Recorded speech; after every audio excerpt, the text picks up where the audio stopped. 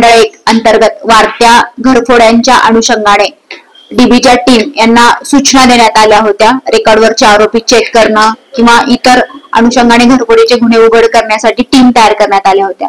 तर त्या टीमला पंचवटी पोलीस स्टेशन मध्ये एपीआय सतीश शिरसाट यांच्या नेतृत्वाखाली यश मिळालेलं आहे. पंचवटी पोलीस स्टेशन मध्ये एकूण 10 घरफोड्या करणारा आरोपी या ठिकाणी जेरबंद करण्यात आलेला आहे आणि त्याच्याकडून एकूण 11 तोळे सोने व 1 किलो 52 ग्रॅम चांदी असा एकूण 13,06,000 रुपयाचा मुद्देमाल जप्त करण्यात आलेला आहे.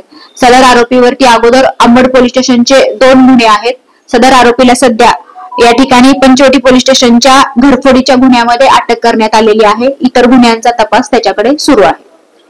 मॅडम, हे आरोपी जो होता तो जळगाव जिल्ह्यातून हो, सदर आरोपी जो आहे तो जळगाव जिल्ह्यातला राहणारा आहे. लाहेरी बुद्रुक या ठिकाणचा आहे. तो रात्री या ठिकाणी ट्रेनने नाशिक मध्ये यायचा आणि नाशिक मध्ये घरफोड्या करून तो परत सकाळी ट्रेनने निघून जायचा. कॅमेरा लावल्याचा काय फायदा झाला?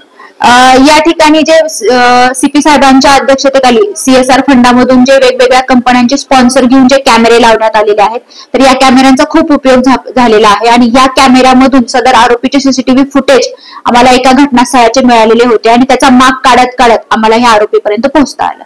तर खरोखरच या सीसीटीव्हीमुळे चांगल्या पद्धतीचं डिटेक्शन झालेलं आहे. या आरोपीचं 48 वय आहे आणि उद्योगधंद्याच्या अनुषंगाने त्यांना कुठली माहिती दिलेली नाहीये तपासामध्ये. एनसीएन न्यूज साठी रोहनदानी नाशिक.